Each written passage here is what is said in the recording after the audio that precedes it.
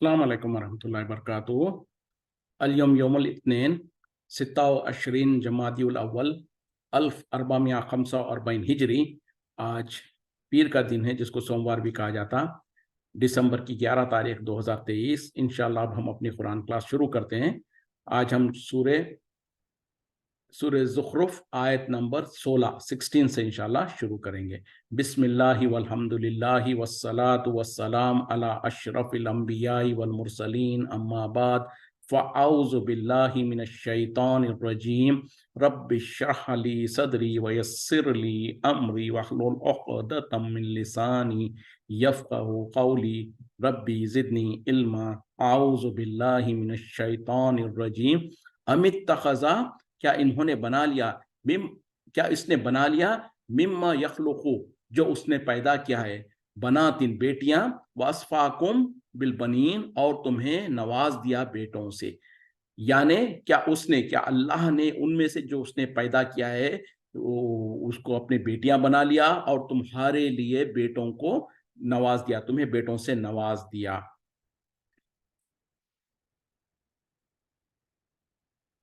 यानी क्या कहा जा रहा है, क्या अल्लाह ताला ने उसने अपने जिनको पैदा किया है उसको अपनी बेटियां बना लिया और ये कि जो सो तुम्हारे लिए बेटों को मुकर्रर कर दिया, तुम्हें बेटे अता कर दिया। व इज़ा बुशरा अहदुहुम और जब किसी को खुशखबरी दी जाती है उनमें से मिम्मा ज़रबा लिर्रहमानी उससे जो वो बयान करते हैं रहमान के लिए, अल्लाह के लिए, मसलन मिसाल जल्ला वजहु मुस्वद्दन तो उसका चेहरा सियाह हो जाता है, काला पड़ जाता। वह हुआ कजीम और वो जो सो बहुत गमगीन हो जाता है। यानी इन दो आयतों को पढ़ के समझिए, उसके बाद इंशाल्लाह हम उस पर बात करते हैं। इस आयत में क्या कहा जा रहा, इससे पहली आयत में जो अल्लाह ताला ने कहा ना कि क्या उसने जो उसने पैदा किया है अपनी मखलूक़ात में से बेटियां अपने लिए पसंद कर लिया या बेटियां अपने लिए बना लिया और तुम्हारे लिए बेटे मुकर्रर कर दिया। और जब इनमें से यानी जो इस तरीके से बातें करते हैं उनमें से जिस किसी को भी किसी भी इंसान को खुशखबरी दी जाती उस चीज की जो ये रहमान के लिए मिसाल बयान करते हैं यानी बेटियां बयान करते हैं, तो किसी इंसान को बेटी पैदा होने की अगर खुशखबरी दी जाती है तो उसका चेहरा सियाह पड़ जाता और वो गमगीन हो जाता। अब ये क्यों कहा जा रहा, इससे पहले जो बैकग्राउंड को समझने की जरूरत है वो ये है कि मुशरिकीन मक्का, कुफार मक्का का ये अकीदा था कि नौज बिल्ला जो फरिश्ते जो हैं वो अल्लाह की बेटियां हैं। इस तरीके से वो अकीदा रखते थे। यानी सबसे पहले क्या दो गुनाह इसमें, एक तो ये कि अल्लाह के लिए औलाद मुकर्रर करते थे और वो भी कौन से, बेटियां। और फरिश्तों को बहरहाल ये कहते कि ये अल्लाह की बेटियां हैं, यानी फरिश्तों को औरतें करार देते थे और कहते कि ये अल्लाह की बेटियां हैं। तो इस तरीके से वो अल्लाह के बारे में इस तरीके का अकीदा रखते थे। तो अब अल्लाह ताला कह रहे हैं कि जबकि तुम्हारा हाल क्या है, वही मुशरिकीन जो अल्लाह के लिए बेटियां करार दे रहे हैं उनका हाल क्या है, वो इस दूसरी आयत में कहा जा रहा कि जब कभी इन मुशरिकीन मक्का में से किसी को खुशखबरी दी जाती है कि उसके घर में बेटी पैदा हुई है तो वो फौरन उसका चेहरा सियाह हो जाता, काला पड़ जाता है और वह गमगीन हो जाता है। ये क्यों था, जैसे कि हमने सीरत में और सारी चीजों में पढ़ चुके हैं, अरबों के अंदर उस जमाने में बल्कि सारी दुनिया में ही आज भी एक चलन चला हुआ है कि लोग क्या करते हैं, लड़कों को ज्यादा पसंद करते हैं लड़कियों के मुकाबले में। कोई भी इंसान एक फितरी तौर पर भी है, लेकिन इसके अंदर एक बुरा पहलू भी है। यानी एक तो है कि फितरी तौर पर अगर इंसान को बेटे पसंद है बेटियां के मुकाबले में, तो यहां तक तो शायद फिर भी मामला कुछ उतना संगीन ना हो। लेकिन उसके आगे मसला क्या था, अरबों में बहुत शिद्दत थी। वो ये था कि अगर उनके घर में लड़की पैदा होती तो वो अपने लिए शर्मिंदगी का बायस समझते थे और वो अपने चेहरे उनके गम, जैसे कि खुद अल्लाह यहाँ कुरान में कह रहे हैं कि उनके चेहरे काले पड़ जाते और वो गमगीन हो जाते। और ना सिर्फ ये, बल्कि उनके अंदर इतना एक्सट्रीम तासुब था, इतना ज्यादा उनको गुस्सा था कि उन लड़कियों को ले जाकर जिंदा दफन कर देते थे। ये कितने ही तारीख में उनके सीरत में और उस जमाने के वाक़ात उसमें मिलते हैं। यहाँ तक के कुछ सहाबा थे जो पहले जहालत के दौर में ये काम कर चुके थे। एक सहाबी जो खास तौर पे उनका नाम मैं भूल रहा हूँ, उन्होंने एक मरतबा नबी सल्लल्लाहु अलैहि वसल्लम ने जब इस तरीके की बातें बयान किया तो धाड़े मार मार कर रोने लगे। तो उनसे जब पूछा गया तो उन्होंने कहा कि या रसूल सल्लल्लाहु अलैहि वसल्लम, بلکہ قرآن میں جو آیتیں ہیں نا کہ جس لڑکی کو بے وجہ کے جو سو قتل کر دیا جائے گا تو وہ کل قیامت میں پوچھے گی کہ اس سے پوچھا جائے گا کہ کس گناہ کے بدلے میں تجھے قتل کیا گیا تھا. تو یہ وہی اور لڑکیاں ہوتی تھی جو اس زمانے میں جہالت کے وقت میں اگر گھر میں لڑکی پیدا ہوتی تو لے آ کے زندہ اس کو دفن کر دیتے تھے. تو یہ جب آیتیں پڑھی جا رہی تھی تو وہ صحابی دھاڑے مار مار کر رو رہے تھے. اور انہوں نے کہا, جب نبی صلی اللہ علیہ وسلم نے پوچھا تو کہا کہ میں نے بھی اسی طریقے سے معاملہ کیا تھا. جب جہالت میں ہم تھے تو ہم کو کچھ پتا نہیں تھا, ہم نے بھی اپنی اولاد کو, جب ہمارے گھر بیٹی پیدا ہوتی تو ہم اس کے ساتھ ایسا ہی معاملہ کرتے. تو اس طریقے سے ان کو اتنا زیادہ غصہ آتا, اتنا نفرت ہوتی, یا اپنے آپ کو اتنا ذلیل سمجھتے کہ ہمارے گھر میں بیٹی پیدا ہو گئی تو اس کو یہاں تک کہ قتل کر دیتے, لے آ کے دفنا دیتے. تو یہ بیک گراؤنڈ ہے, یہ ان کا سوچ اور ان کی فکر تھی. تو اللہ تعالیٰ ان کو جو سو انہی کے طریقے سے بیان کرنا چاہتے ہیں کہ ارے ظالموں, تم تو خود اپنے لیے بیٹی کو پسند نہیں کرتے. تمہارے گھر میں اگر بیٹی پیدا ہو اور تم کو اس کی خوشخبری دی جائے تو تمہارے چہرے کالے پڑ جاتے ہیں اور تم غمگین ہو جاتے ہو. اور تمہاری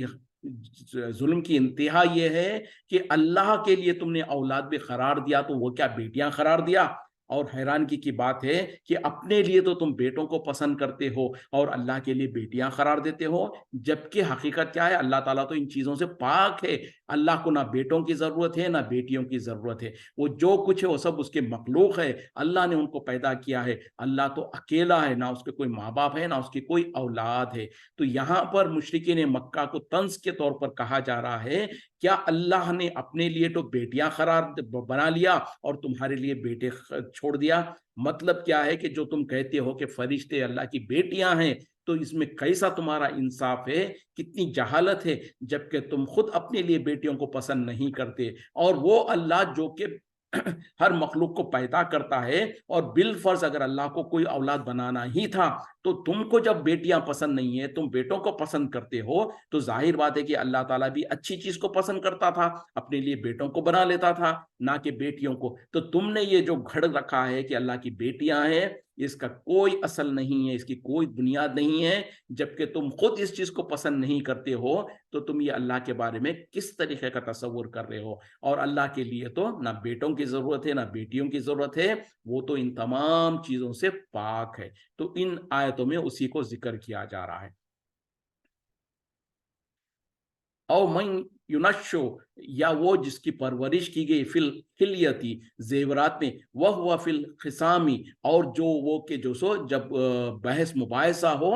غیر مبین, غیر واضح ہو. یعنی وہ لڑکیاں جن کو, جو لڑکیاں زیورات میں پلی بڑی ہوں, یعنی ناز و نخروں میں پلی بڑی ہوں, اور جن کو جب اگر کوئی بحث مباحثہ ہو, کوئی جھگڑا ہو, تو وہ اپنی بات کو صحیح طریقے سے واضح طور پر رکھ بھی نہ پائے. یعنی پھر وہی اس سے پہلی جو آیت میں جو اللہ تعالیٰ نے کہا تھا نا کہ اللہ نے جو پیدا کیا ہے اس میں سے اپنے لیے بیٹیاں بنا لیا اور تمہارے لیے بیٹے بنا دیا, جبکہ تمہارا حال یہ ہے کہ تم کو اگر بیٹی کی خوشخبری دی جاتی ہے تو تم تو اس چہرے تمہارے سیاہ پڑ جاتے ہیں اور تم غمگین ہو جاتے ہیں. اور تم نے ظالموں اللہ کے لیے وہ لڑکیاں بیان کر دیا, وہ بیٹیاں مقرر کر دیا, جبکہ بیٹیوں کا حال کیا ہے, وہ تو زیورات میں پلی بڑھتی ہیں اور یعنی ناز اور نزاکت میں پلی بڑھتی ہیں. اور وہ جو سو کبھی کوئی جھگڑا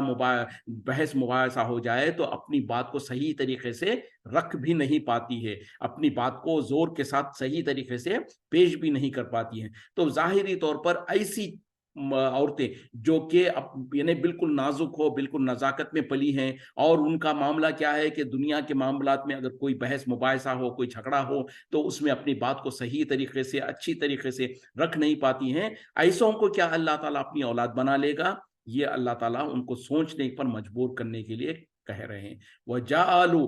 الْمَلَائِكَةَ, اور انہوں نے بنا دیا فرشتوں کو, الَّذِينَ هُمْ عباد الرحمانی, جو کہ حقیقت میں وہ رحمان کے بندے ہیں, اناس یعنی عورتیں, لڑکیاں, اشاہدوا خلقہم, کیا وہ گواہ تھے, کیا وہ موجود تھے ان کی پیدائش کے وقت میں, ستکتبو شہادتہم, تو ہم لکھ لیں گے ان کی گواہی کو, ویسألون, اور ان سے سوال کیا جائے گا. اور انہوں نے فرشتوں کو, جو کہ حقیقت میں الرحمن کے इबादत गुजार है, बंदे हैं, उनको उन्होंने बेटियां करार दिया, औरतें करार दिया। क्या वो मौजूद थे उस वक्त में, यानी गवाह के तौर पर मौजूद थे जब अल्लाह ताला उनको पैदा कर रहा था? यानी क्या वो मौजूद थे उनकी पैदाइश के वक्त में? और हम उनकी गवाही को लिख लेंगे और उनसे सवाल करेंगे। मतलब क्या है कि इन लोगों ने, जिनको फरिश्तों को अल्लाह ताला, यहाँ पर अब अल्लाह ताला कह रहे हैं कि उन्होंने फरिश्तों को अल्लाह के रहमान के बेटे, जो कि हकीकत में उसके बंदे हैं, यानी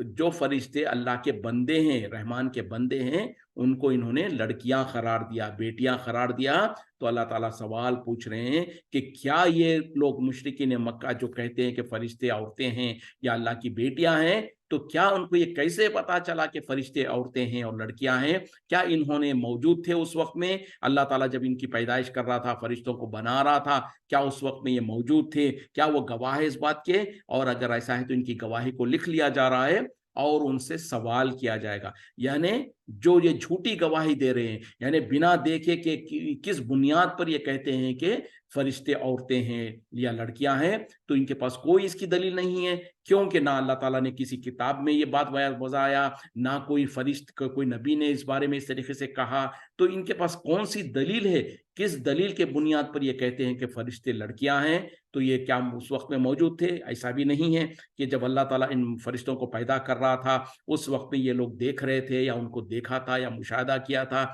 जिसके वजह से ये कहते हैं कि ये लड़कियां हैं। ऐसा भी नहीं है। और अगर ये ऐसी गवाही दे रहे हैं तो फिर अल्लाह ताला उसको लिख लेगा और उनसे सवाल करेगा। मतलब क्या है कि कल क़यामत में उनको इस गलत बात बयानी का और ये झूठे इल्जाम जो लगा रहे हैं उस पर उन्हें सजा देगा। वह खालू, और उन्होंने कहा, लो शाअ रहमानु, अगर चाहता रहमान, माँ अबद ना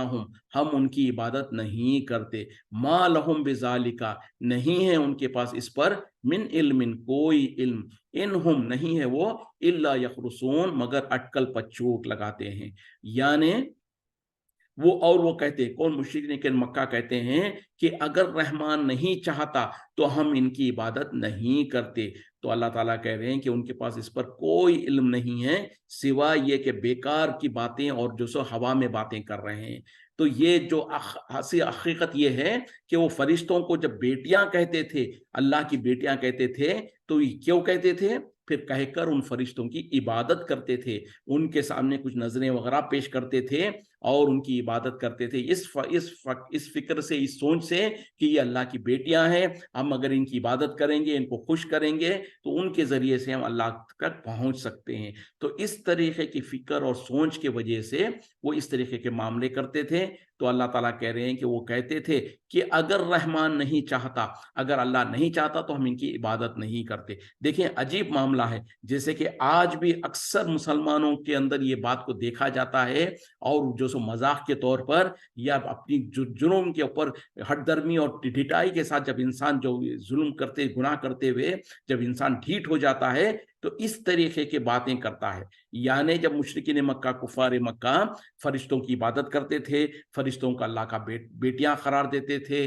और उनके साथ ये सारे मामले करते थे, और जब उनको मना किया जाता था कि जो तुम मामला कर रहे हो ये गलत है, अल्लाह की इबादत करो, उसके साथ किसी को शरीक मत करो, ना उसके बेटे हैं ना उसके बेटियां हैं, और ये तुमने कहाँ से ला लिया कि फरिश्ते अल्लाह की बेटियां हैं? तो ये सब कुछ जब उन्हें कहा जाता, इससे मना किया जाता, तो आगे से क्या जवाब देते कि अगर अल्लाह चाहता तो हम इनकी इबादत नहीं करते। मतलब क्या है कि अल्लाह ताला चाह रहा है, अल्लाह ताला की इजाजत है, तभी तो हम ये कर रहे हैं, और जब जब अल्लाह की इजाजत है और हम कर रहे हैं, इसका मतलब ये कि बिल्कुल सही है। तो इस तरीके की दलील देते थे। हालांकि जैसे कि आज भी बहुत सारे मुसलमान जो जाहिल किस्म के मुसलमान हैं, या तो वो अपने गुनाह और गलती में इतने ज्यादा डूब चुके हैं कि वो अब उनको जैसे कहा जाता ना, मोटी चमड़ी हो गई, अब उसके ऊपर कुरान और हदीस की इल्म के कोई उनके ऊपर दलील काम नहीं करती, बल्कि हठधर्मी के साथ कहते हैं कि अगर अल्लाह नहीं चाहता तो हम ये काम नहीं करते। मतलब ये है कि वो ये कहना चाहते हैं कि जो कुछ हम कर रहे हैं ये बिल्कुल सही है।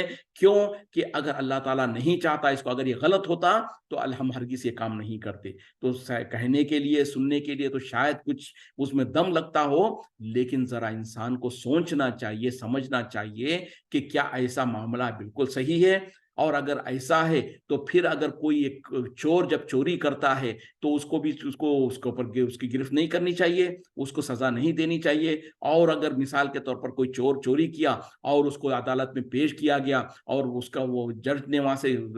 قاضی نے پوچھ لیا کہ بھائی تو نے چوری کیوں کیا، تو اور وہ سامنے سے کہہ دے کہ اگر اللہ نہیں چاہتا تو میں چوری نہیں کرتا میں جج صاحب، تو لہٰذا اللہ نے چاہا تو میں نے چوری کیا، تو آپ مجھے کیوں سزا دیتے ہیں؟ تو جج کیا مان لے گا؟ کیا کہہ دے گا کہ ہاں بولے بات تو تم صحیح کہتے ہو، اگر اللہ چاہتا تو ہرگز تم چوری نہیں کرتے، تو لہٰذا تم نے چوری کیا، مطلب یہ ہے کہ اللہ نے تم کو اجازت دیا یا اللہ تعالیٰ چاہا کہ تم چوری کرو، تو لہٰذا یہ اللہ کی مرضی کے مطابق ہے، تو لہٰذا تم تو بے گناہ ہو۔ کیا یہ معقول بات ہے؟ اسی طریقے سے کوئی انسان قتل کر دے کسی کا اور کہہ دے اور اس کو پکڑ کے جو اس کے اوپر کیس چلایا جائے اور وہ کہے کہ دیکھو بولے اگر اللہ نہیں چاہتا تو میں ہرگز قتل نہیں کر سکتا تھا، میرے بس کی بات ہی نہیں ہے، اور تم خود کہتے ہو کہ دنیا میں جو کچھ کام ہوتا ہے اللہ کی مرضی سے ہوتا ہے، اللہ کی مرضی کے خلاف کوئی کام نہیں ہوتا۔ حالانکہ یہ بات بھی صحیح ہے، قرآن میں خود اللہ تعالیٰ نے کہا کہ دنیا میں کوئی کام نہیں ہوتا، بلکہ کوئی پتا بھی نہیں گرتا، لیکن اللہ تعالیٰ کو اس کا علم ہے، اور یہ کہ ہر چیز کا اللہ تعالیٰ ہر چیز پر قادر ہے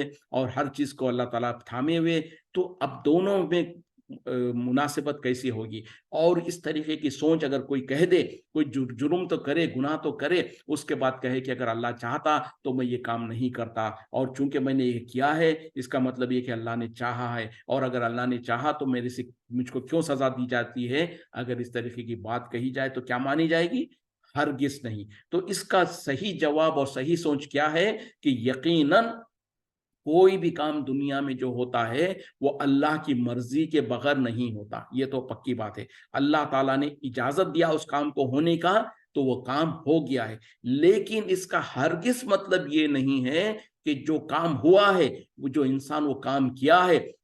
ہر وہ کام سے چونکہ اللہ تعالیٰ کی مرضی تھی اس میں، اللہ تعالیٰ نے اجازت دیا اس کام کے ہونے کا، تو لہٰذا ہر کام صحیح ہے، یہ اس کی کوئی گارنٹی نہیں ہے۔ اور اللہ تعالیٰ کسی بھی اسی کام سے راضی ہوتا ہے جو کام اللہ کی مرضی کے مطابق ہوتا ہے، اور اللہ کی مرضی کے مطابق کون سے عمل ہوتے ہیں؟ جو نیک اعمال ہوتے ہیں، جو انصاف کے کام ہوتے ہیں، جو شرک سے بری ہوتے ہیں، توحید کا کام اللہ کو پسند ہے، سنت پر چلنا اللہ کو پسند ہے، لوگوں کے درمیان میں انصاف کرنا اللہ کو پسند ہے، اور ظلم و زیادتی سے بچتے رہنا یہ اللہ کو پسند ہے۔ تو جو بھی عمل ہو رہا ہے وہ تو اللہ کی اجازت سے ہو رہا ہے، لیکن ضروری نہیں ہے کہ ہر وہ عمل جو ہو رہا ہے اس سے اللہ راضی ہو۔ اسی وجہ سے تو کہا جاتا ہے نا کہ تمہارے فلاں عمل سے اللہ ناراض ہوتا ہے۔ جب انسان شرک کرتا ہے، انسان کفر کرتا ہے، تو اللہ تعالیٰ اسے ناراض ہوتا ہے، اگرچہ کہ وہ عمل تو ہوا اللہ کی اجازت سے، لیکن اس عمل سے اللہ راضی نہیں ہے،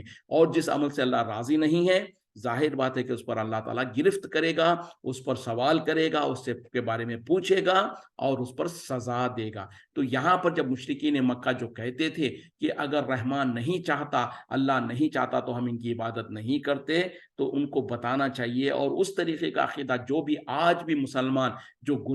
گناہ کرتے ہیں، شرک کرتے ہیں، بدعات کرتے ہیں، اللہ کے بزرگان دین کے نام پر، اولیاء اللہ کے نام پر وہاں پر جا کر صدقہ خیرات کرنا، یا وہاں پر جا کر نظر و نیاز کرنا، ان کی طواف کرنا، وہاں پر رکوع اور سجدے کرنا، ان کی عبادتیں کرتے ہیں، اور جب ان سے کہا جاتا ہے کہ تم یہ کیوں کرتے ہو، تو آگے سے کہتے ہیں کہ اگر اللہ نہیں چاہتا تو ہم یہ نہیں کرتے، اور اگر اللہ چاہتا تو ہم کو اس سے روک دیتا تھا۔ تو ان جاہلوں سے کہا جائے گا کہ بات یہ نہیں ہے، اگر ایسا ہوتا تو پھر دنیا میں کوئی گناہ ہی نہیں ہوتا۔ اگر سب کچھ اللہ کی مرضی سے ہونا ہے تو پھر اللہ تعالیٰ تو کوئی بھی جو سو یہ گناہ کو پسند ہی نہیں کرتا ہے۔ تو اللہ تعالیٰ بہرحال اللہ کی اجازت سے تو ہو رہا ہے، لیکن اللہ تعالیٰ اس کو پسند نہیں کرتا ہے، اور اللہ تعالیٰ نے انسانوں کو اختیار دے رکھا ہے کہ وہ چاہے تو خیر کا کام کرے، چاہے تو شر کا کام کرے، چاہے تو وہ اللہ پر ایمان لے آئے، چاہے تو کفر کرے، چاہے تو وہ توحید پر رہے، چاہے تو شرک کرے، چاہے تو نبی صلی اللہ علیہ وسلم کی اطاعت اور فرما برداری کریں، اتباع سنت کریں، چاہے تو بدعات کریں، دونوں کا اختیار دے رکھا ہے، اور اچھا اور برے کی تمیز دے دیا اور لوگوں کو سمجھا دیا۔ اسی لیے انبیاء اور رسول کو بھیجا، کتابوں کو بھیجا، تاکہ لوگوں کے درمیان میں فیصلہ ہو جائے، لوگوں کو حق اور باطل کا علم ہو جائے۔ اس کے بعد لوگوں کو آزاد اختیار دے رکھا ہے چاہے تو وہ خیر کو کریں، چاہے تو شر کو اختیار کریں، اور اگر خیر کو اختیار کریں گے، توحید کو اختیار کریں گے، اللہ کو راضی کرنے والے کام کریں گے، تو یقیناً اللہ تعالیٰ اس پر انہیں اجر دے گا، ثواب دے گا، جنت عطا کرے گا۔ اور اگر اس کے مقابلے میں مخالفت میں جو سو شرک کریں گے، کفر کریں گے اور اللہ کو ناراض کرنے والے کام کریں گے، تو اللہ تعالیٰ انہیں سزا دے گا اور اس پر گرفت کرے گا۔ تو یہ معاملہ ہے، اس کو سمجھنے کی ضرورت ہے، کیونکہ آئے دن ہم بھی اس طریقے کے بات کر رہے ہوتے ہیں، یا کوئی ہمارے سامنے اس طریقے کی بات کرتا ہے تو پھر ہم کو کچھ سمجھ نہیں آتا، ہم ہکے بکے ہو کر پھر خاموش ہو جاتے ہیں، بھائی اس نے کیا کہہ دیا، سمجھ بھی نہیں آیا، بات تو کہہ رہا ہے،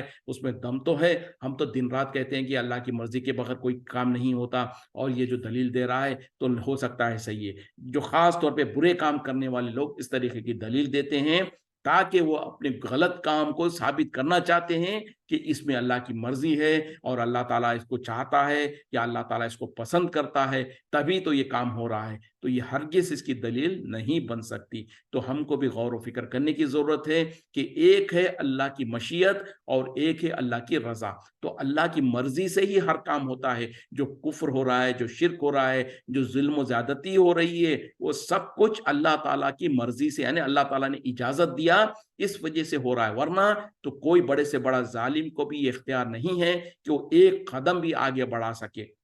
یعنی اگر اللہ چاہے تو ظالم کے ہاتھ کو روک لے۔ یعنی مثال کے طور پر آج ہم دیکھ رہے ہیں کہ مسلمانوں پر سارے دنیا میں ظلم کے پہاڑ توڑے جا رہے ہیں، تو کیا اللہ تعالیٰ اس بات پر قادر نہیں ہے کہ وہ ان ظالموں کا ہاتھ روکے؟ بالکل قادر ہے، بلکہ نہ صرف قادر ہے بلکہ ان ظالموں کو اس طریقے سے اللہ تعالیٰ پتھر بنا دے سکتا ہے، ان کی طاقتوں کو ختم کر سکتا ہے۔ جو ہاتھ اٹھتے ہیں مسلمانوں کے خلاف اور مظلوم کے خلاف، ان ہاتھوں کو شل کر دے سکتا ہے، ان ہاتھوں کو لقوہ مار دے سکتا ہے۔ لیکن اللہ تعالیٰ ایسا نہیں کرتا۔ کیوں؟ کہ اللہ تعالیٰ دیکھنا چاہتا ہے کہ میرے بندے جتنا جو ظلم کرنا چاہتا ہے اس کی ظلم کو بھی دیکھنا چاہتا ہے، جو صبر کرنے والے ہیں ان کے صبر کو بھی آزمانا چاہتا ہے، جس کو اللہ نے اختیارات دے رکھا تو ان اختیارات کا وہ فائدہ اٹھاتے ہیں یا اس کا غلط اختیار کرتے ہیں وہ بھی دیکھنا چاہتا ہے، جو صبر کر کے اپنی بندگی کا اظہار کرتے ہیں اس کو بھی دیکھنا چاہتا ہے۔ تو اللہ تعالیٰ نے حق و باطل کو واضح کر دیا، اپنے قوانین کو بتا دیا کہ کیا چیز جائز ہے، کیا چیز ناجائز ہے، کیا حلال ہے، کیا حرام ہے، کیا توحید ہے، کیا شرک ہے، کیا بدعت ہے، کیا کفر ہے، سب کچھ بتا دیا۔ بتانے کے بعد انسان کو اختیار دے دیا کہ چاہے تو خیر کا راستہ اختیار کرے، چاہے تو شر کا راستہ اختیار کرے، لیکن انسان سمجھ جائے کہ جو بھی وہ عمل کرے گا اس پر اس کو حساب دینا پڑے گا۔ نیک عمل کرے گا تو اس کا بدلہ ملے گا جنت کے طور پر، اور برا عمل کرے گا تو اس کا بدلہ ملے گا سزا کے طور پر اور جہنم کے طور پر۔ تو اس طریقے سے ہم کو سمجھ لینے کی ضرورت ہے اور اپنے آپ کو واضح کر لینے کی ضرورت ہے کہ اللہ کی مشیت کیا ہے اور اللہ کی رضا کیا ہے۔ ہم آتیناہم، کیا ہم نے انہیں دیا ہے، کتابن کوئی کتاب، من قبلی ہی اس سے پہلے، فہم بھی مستمسکون کہ وہ اس کو تھامے ہوئے ہیں، اس کو پکڑے ہوئے ہیں۔ یعنی یہ جو کہتے ہیں اپنی منمانی کرتے ہیں، تو کیا ہم نے انہیں اس سے پہلے، کس سے پہلے، اس قرآن سے پہلے کوئی کتاب عطا کیا تھا جس کو وہ تھامے ہوئے ہیں یا جس کے مطابق یہ عمل کر رہے ہیں؟ یعنی جب مشرکین مکہ، کفار مکہ یہ فرشتوں کی عبادت کرتے تھے اور اللہ کے ساتھ لوگوں کو، اوروں کو شریک کرتے تھے اور کہتے کہ اگر اللہ نہیں چاہتا تو ہم یہ عمل نہیں کرتے، تو اب اللہ تعالیٰ سوالیہ طور پر کہہ رہے ہیں کہ کیا ہم نے انہیں اس سے پہلے کوئی کتاب دے رکھا تھا جس کے مطابق یہ عمل کر کر اس کو تھام کے، مضبوطی سے تھام کر اس پر عمل کر رہے ہیں؟ ایسا ہرگز نہیں ہے۔ یعنی کیا مشرکین مکہ جو یہ کام کر رہے ہیں ان کے پاس پہلے کوئی ایسی کتاب تھی جس میں اللہ تعالیٰ نے کہا ہو یا اجازت دیا ہو کہ ٹھیک ہے میری بیٹیاں جو سو فرشتے میری بیٹیاں ہیں، تم ان کی عبادت کر سکتے ہو، یا فلاں فلاں فلاں اولیاء اور بزرگان دین جو ہے ان کی بھی تم کو اجازت ہے کہ تم ان کی عبادت کرو، ان کے ذریعے سے ان کو وسیلہ بنا کر مجھ سے مانگو؟ ایسا کہیں پر بھی کسی بھی کتاب میں نہیں تھا، اور اگر ہے تو وہ لے کر آ کے دکھائے۔ تو اسی لیے اللہ تعالیٰ سوال کر رہے ہیں کہ کیا ہم نے انہیں کوئی کتاب دیا تھا اس سے پہلے، اس قرآن سے پہلے، جس کو وہ تھامے ہوئے ہیں؟ ایسا ہرگز نہیں ہے۔ تو اسی لیے ان سے سوال کیا جا رہا ہے۔ بل قالو، بلکہ انہوں نے کہا، انا وجدنا، بلکہ ہم نے پایا، آباءنا، اپنے باپ دادا کو، علی امتن، ایک طریقے پر، وَإِنَّا عَلَىٰ آثَارِهِمْ اور بے شک ہم ان کے نقش قدم پر مہتدون راہ پر چل رہے ہیں اور اسے راہ پالیں گے۔ تو اب کیا ہے، اللہ تعالیٰ نے پہلے سوال کر لیا کہ کیا ان کو ہم نے کوئی کتاب دیا تھا جس کو پکڑ کے چل رہے ہیں، بلکہ اللہ تعالیٰ پھر آگے خود کہہ رہے ہیں بلکہ انہوں نے کہا کہ ہم نے اپنے باپ دادا کو ایک طریقے پہ پایا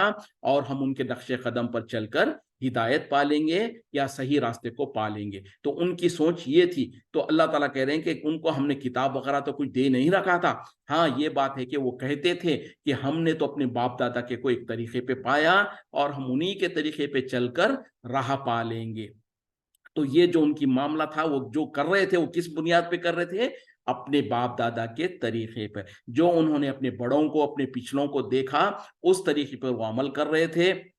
اور اس پہ خوش تھے وہ، اور وہ کہتے کہ ہمارے باپ دادا کے طریقے پہ، جس طریقے پر ہمارے باپ دادا تھے اس پر ہم چل کر ہم راستہ پا لیں گے اور ہم ہدایت پا لیں گے۔ اور تو اللہ تعالیٰ کہا وَكَذَلِكَ اور اسی طریقے سے مَا أَرْسَلْنَا ہم نے نہیں بھیجا مِن قَبْلِكَ آپ سے پہلے فی قریۃ کسی بستی میں من نذیر کوئی ڈرانے والا الا مگر قال مترفوها کہا اس کے خوشحال لوگوں نے انا وجدنا بے شک ہم نے پایا آباءنا اپنے باپ دادا کو علی امتن ایک طریقے پر وَإِنَّا عَلَىٰ آثَارِهِمْ اور بے شک ہم ان کے نقش قدم پر مقتدون ہم پیروی کر رہے ہیں، ہم پیروی کرنے والے ہیں۔ تو اللہ تعالیٰ کہہ رہے ہیں کہ یہ جو مشرکین مکہ کہتے ہیں کہ ہم نے تو اپنے باپ دادا کو ایک طریقے پہ پایا اور ہم اس کے مطابق عمل کر رہے ہیں اور اس کے مطابق راستے پہ، اسی راستے پر چل کر ہدایت پائیں گے، تو اللہ تعالیٰ کہہ رہے ہیں کہ یہ کوئی نیا معاملہ نہیں ہے، بلکہ آپ سے پہلے ہم جتنے بھی انبیاء اور رسول بھیجے ان کے ساتھ بھی معاملہ یہی کچھ ہوا کہ ہم نے کسی بھی ایک بستی میں کسی نذیر کو، کسی ڈرانے والے کو جب ہم نے بھیجا تو وہاں کے خوشحال لوگوں نے، وہاں کے جو چودھری قسم کی اور کیا کہتے ہیں کہ جو سردار قسم کے جو بڑے بڑے لوگ ہوتے تھے، انہوں نے کہا کہ ہم نے تو اپنے باپ دادا کو ایک طریقے پہ پایا اور ہم ان کے نقش قدم پر چل کر ہدایت پالیں گے یا ہم ان کے راستے پر چل کر ہم صحیح ہو جائیں گے۔ تو یہ مشرکین مکہ جو کہہ رہے ہیں یہ کوئی نئی بات نہیں ہے، ان سے پہلے جتنے بھی قوموں میں ہم نے نبی اور رسول بھیجا ان کے معاملات بھی یہی کچھ تھے، ان کی قوموں نے بھی ایسا ہی کچھ معاملہ کیا۔ خالا نبی نے کہا اولو جیتکم اگرچہ کہ میں تمہارے پاس لے آیا ہوں بِأَحْدَ زیادہ بہتر چیز مما وجدتم جس کو تم نے پایا علیہ اس پر آباؤکم اپنے باپ دادا کو، خالو انہوں نے کہا انا بما ارسلتم به اس بے شک جس چیز کے ساتھ تمہیں بھیجا گیا ہے کافرون ہم اس کا کفر کرنے ہیں، ہم اس کا انکار کرتے ہیں۔ تو دیکھیں جب پہلی قوموں میں نے بھی جب اللہ تعالیٰ نے ان کے اندر بھی نبی اور رسول بھیجا تو ان کے بڑوں نے بھی یہی کچھ کہا تھا کہ ہم تو جو سو اپنے باپ دادا کے طریقے پہ چل رہے ہیں، ہم ایک طریقے پہ پایا اور اسی پر ہم چل کر ہدایت پالیں گے۔ تو اللہ تعالیٰ تو اس وقت کے انبیاء نے ان سے پوچھا اگرچہ کہ میں جو تمہارے پاس لے آیا ہوں، یعنی جو علم اور جو کتاب میں لے کر آیا ہوں وہ زیادہ بہتر ہے اس چیز سے جس پر تم نے اپنے باپ دادا کو پایا، تو کیا اس کے باوجود بھی تم اپنے باپ دادا کے طریقے پہ چلو گے؟ تو انہوں نے سوال کا جواب میں کہا بلکہ ہم تو جس چیز کو تم لے آئے ہو اس کا انکار کرتے ہیں اور ہم اس کا کفر کرتے ہیں۔ مطلب کیا ہے؟ تکبر اور غرور میں وہ اتنے زیادہ بڑھ چکے تھے کہ ان کا نبی اور ان کا رسول ان کو ڈراتا بھی تھا اور کہتا تھا کہ تم جو دعویٰ کرتے ہو کہ ہم اپنے باپ دادا کے طریقے پہ چل کر سیدھے راستے پہ کو پالیں گے، اگرچہ کہ اس کے مقابلے میں میں جو کتاب لے آیا ہوں، میں جو تم کو بتا رہا ہوں وہ زیادہ بہتر چیز ہے، وہ زیادہ صحیح چیز ہے، اس کے باوجود بھی تم اس کو نہیں مانو گے۔ تو وہ کہتے کہ جو چیز تم لے کر آئے ہو ہم تو اس کا انکار کرتے ہیں، ہم تو اس کا کفر کرتے ہیں۔ تو یہ ہوتی ہے ہٹ درمی اور یہ ہوتی ہے سرکشی کہ سامنے والا تم کو اس سے بہتر چیز کو اور دلیل کو پیش کر رہا ہے اور انسان کہہ دے کہ نہیں جس پر میں ہوں وہ میرے پاس میرے لیے بہت اچھی ہے، میں اس پر راضی ہوں، میں اس سے کافی ہوں۔ جیسے کہ آج کے مسلمانوں کا بھی ایسا ہی کچھ معاملہ ہے، جب لوگ جو جہالت میں پڑے ہوئے ہیں، شرک اور بدعت کر رہے رہے ہیں, غیر اللہ کے نام پر نظر نیازیں کر رہے ہیں اور ان کو اللہ کے شریک بنا رہے ہیں, تو ان کو جب کہا جاتا ہے کہ دیکھو جو تم یہ عمل کر رہے ہیں یہ قرآن و حدیث کے خلاف ہے, قرآن میں اللہ تعالیٰ نے اس سے منع کیا ہے, نبی صلی اللہ علیہ وسلم نے اس سے منع کیا ہے, کہیں پر نبی صلی اللہ علیہ وسلم نے اس کی اجازت نہیں دی, کہیں پر صحابہ اکرام نے اس طریقے کا عمل نہیں کیا, نہ ہی ائمہ اکرام جن کو تم کہتے ہو کہ ہم فلاں امام کو ماننے والے ہیں, انہوں نے ان میں سے کسی نے اس طریقے کا عمل نہ کیا, نہ کرنے کا اجازت دیا, نہ کسی فقہ کی کتاب میں اس طریقے کا عمل ہے, نہ اس طریقے کی باتیں ہیں. تو لوگ کیا کہتے ہیں, بھائی ہم تو اپنے باپ دادا کے طریقے پہ چل رہے ہیں, ہم نے اپنے بڑوں کو اسی طریقے پہ پایا اور ہم اسی کے مطابق عمل کریں گے. تو اللہ تعالیٰ جو پہلی قوموں کے پاس جو رسول اور نبی جو بھیجا کرتے تھے, ان لوگوں نے بھی جب پوچھا تو سامنے سے لوگوں نے کہا کہ ہم تو اس چیز کا انکار کرتے ہیں جس کو تم لے کر آئے ہو, اور ہم اسی پر چلیں گے جو ہمارے باپ دادا چلتے آئے یا جو ہم اپنے باپ دادا سے پایا. تو کیا اس طریقے کی دلیل دے کر اس طریقے سے ہٹ درمی کرنے سے کیا وہ نجات پائیں گے؟ ہرگز نہیں. اب تو ان کے اوپر حجت قائم ہو گئی, اب سوائے یہ کہ اللہ تعالیٰ کی سزا ان میں ملے اور کچھ نہیں ہو سکتا. ہاں یہ اور بات ہے کہ ان کو آگے جانے کے بعد اگر ان کو غلطی کا احساس ہو گیا اور سچی توبہ کر لیں تو پھر تو اور بات ہے, اللہ تعالیٰ ان کو معاف کرے گا, ورنہ تو جو سو سزا پکی ہے, کیونکہ ان کے اوپر حجت قائم ہو گئی. پہلے انبیاء اور رسول آیا کرتے تھے, ان کے ذریعے سے اللہ تعالیٰ نے ان پر حجت قائم کیا. اب آخری نبی آ جانے کے بعد اور یہ قرآن آ جانے کے بعد قرآن میں جو احکامات ہے اور نبی صلی اللہ علیہ وسلم کی جو فرمودات ہے وہ ہمارے لیے حجت ہے, اور اللہ تعالیٰ نے کچھ اپنے نیک بندوں کو مقرر کر رکھا ہے جو کہ آئے دن لوگوں کو شرک اور بدعت سے بچانے کی کوشش کر رہے ہوتے ہیں, ان کو ڈرا رہے ہوتے ہیں, اور جب ان کو دلیل پیش کرتے ہیں اور سامنے سے جب انسان کہتا ہے کہ ہم تو اپنے باپ دادا کے طریقے پہ چلیں گے, ہم نے تو اپنے باپ دادا کو یہی کچھ کرتے ہوئے دیکھا, تو لہٰذا ہم اس کے خلاف نہیں جائیں گے, اور جو کچھ تم کہتے ہو ہم اس پر یقین نہیں کرتے. اب کیا قرآن تم کو ہی سمجھ میں آ گیا؟ کیا ہمارے سے پہلے جو لوگ گزرے ان کو نہیں پتا تھا؟ کیا اس طریقے سے جو دلیلیں دیتے ہیں کیا ہمارے پاس عالم نہیں ہے؟ ہمارے عالم تو اس کو جائز کہتے ہیں, فلاں تو یہ صحیح کہتے ہیں, فلاں تو یہ کہتے ہیں. تو اس طریقے سے اگر مگر کہنا اور اس طریقے سے ہیلے بہانے کرنا, در حقیقت میں انسان اپنے آپ پر حجت قائم کر چکا ہوتا ہے. اب وہ اپنے آپ کو اللہ کی سزا کا مستحق قرار پا رہا ہے. تو بہرحال جو آج دنیا میں لوگ اس طریقے سے حرکتیں کرتے ہیں ان کو باز آنا چاہیے اور وہ توبہ کر لیں اور قرآن و حدیث کی دلیل جو ہے اس پر غور و فکر کریں. اگرچہ کہ اپنے باپ دادا اس کے خلاف کرتے تھے ہوں تو ہمارے لیے باپ دادا کی دلیل نہیں بن سکتی, لیکن جو قرآن و حدیث کی دلیل ہے وہ ہمارے لیے حجت ہے. تو اگرچہ کہ ہمارے باپ دادا, ہمارے بڑے یا ہمارے ملکوں میں جو کچھ ہو رہا ہے وہ قرآن و حدیث کے خلاف ہے, تو ہم کو اس بات کو چھوڑنا پڑے گا. جو قرآن و حدیث کا معاملہ ہے اسی کو لینا پڑے گا, کیونکہ اللہ تعالیٰ تو قرآن و حدیث کے مطابق ہی فیصلے کرے گا. جو اللہ تعالیٰ کے احکامات ہیں, جو اللہ تعالیٰ جن چیزوں سے پسند کرتا ہے جن چیزوں کو, وہ تو اللہ نے قرآن میں بیان کر دیا. نہ ہمارے باپ دادا کے طریقے کو جس کو لوگ جو کہتے ہیں کہ ہم ان پر چل کر کامیاب ہوں گے, وہ ہرگز کوئی گارنٹی نہیں ہے. فانتقمنا منہم, پس ہم نے بدلا لیا ان سے.